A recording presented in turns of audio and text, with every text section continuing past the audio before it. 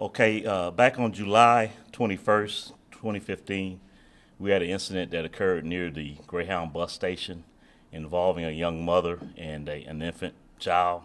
The officers responded to a scene based on a call coming in that said that there was a baby at that location that was unresponsive. When they got there, they did find the baby unresponsive, a mother. They took the baby to Hugh Spalding, where the baby was pronounced deceased about 30 minutes after that. Based on it being sort of a suspicious circumstance, we waited for the autopsy report to be completed before we took full action. She's since been charged with murder of the child.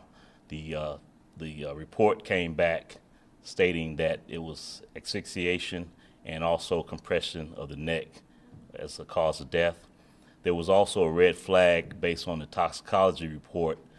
There was a narcotic of some sort, maybe trace amounts of a narcotic in the baby's system that came back later that we've since got that information at a later time. So with all that information gathered, we decided that to move forward with murder charges against the mother. Do you have any idea what the mother did to cause those injuries? Not certain. I mean, all we can go on is what was the cause of death, asphyxiation, what that entails, and compression of the neck. It's pretty much self-explanatory.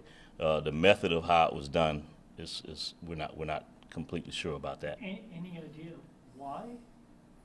Not sure. All we know is that she was supposedly traveling from Greenville, South Carolina, to New Orleans. She laid over here in Atlanta for approximately 24 hours. In that time period, she missed two buses that she could have caught to New Orleans, failed to get on those two buses, walked around aimlessly. We saw her on video at several locations throughout that time period, and at some point the baby was deceased. So not sure what and how and where it was done.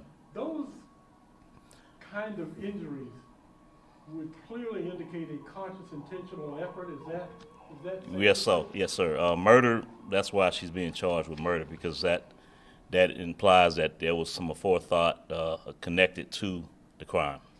So she's this woman's not local. She's not from the Atlanta. No, she's not. She's been charged here. Yes, she's been charged here and incarcerated here. And you believe the crime happened here in Atlanta? Yes, we have every reason to believe it happened here based on our surveillance. Like I said, she was seen prior to the incident, and the baby was alive. We saw the baby on video walking at some point while she was here in Atlanta. Major, when was she taken into custody? She was taken into custody that very same day. So she's been locked up since then? Yes. But charged today?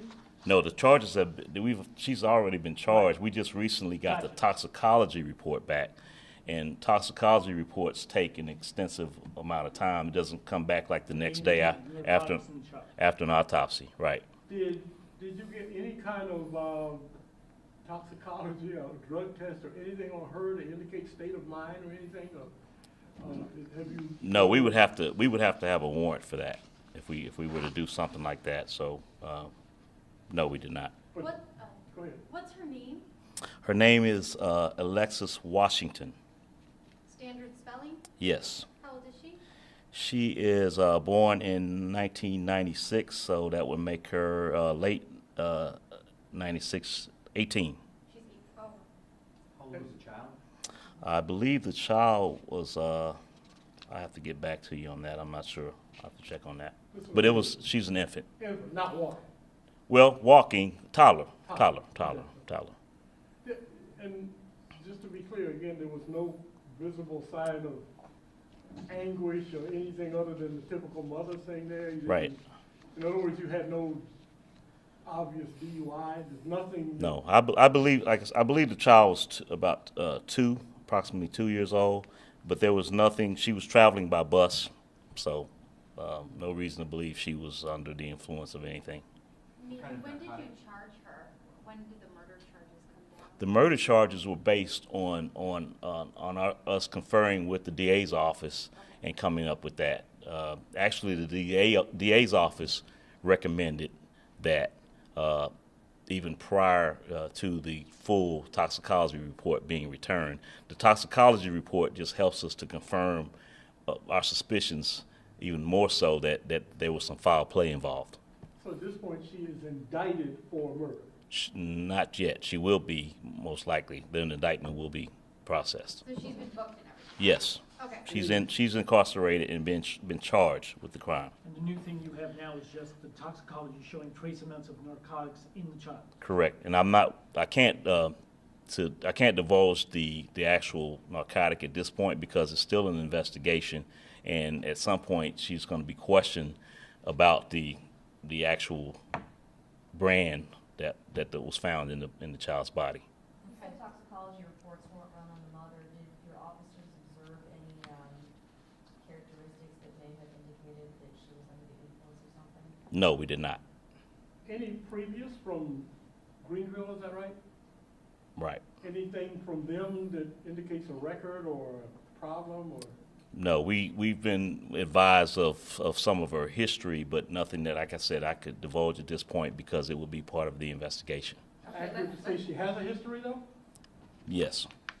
All right, let's move on to the next one. Northside Drive? Okay. Concerning the incident that happened on Northside Drive last night, initially officers arrived at the scene and they were told that there was some sort of gathering at the location. We have since found out that when the incident occurred, there was only 3 people there: a witness, the victim, and our suspect. Apparently, what we have learned that there was 2 guns involved in the situation. So the suspect, Brandon Stone, has since been charged with manslaughter as opposed to a murder charge, after we learned that the victim also at some point possessed a weapon during the incident. Have both been discharged? No, only one weapon had been discharged, and that was the weapon belonging to the suspect. But witnesses indicated that the victim at some point had his gun, and there was some argument or disagreement, and both weapons were being held at the same time. So this was a quick draw kind of thing. I mean, somebody pulled the trigger before the other guy. Actually, if you read the statute for manslaughter, which indicates that there's a voluntary killing of a person, but no forethought involved, no malice involved. So pretty much that's what happened. The killing is not justified, but it's not a murder, if that makes sense. And the punishment is, how's that different? It's a lesser punishment. I'd have to look at the statute again. I'm not sure what the punishment is at this point. It appears that that the victim may have been just joking around, and the suspect took it more seriously. Okay. Next up. Thank you. Thanks. Thank you, Victor. Thanks. Thank you, Rob.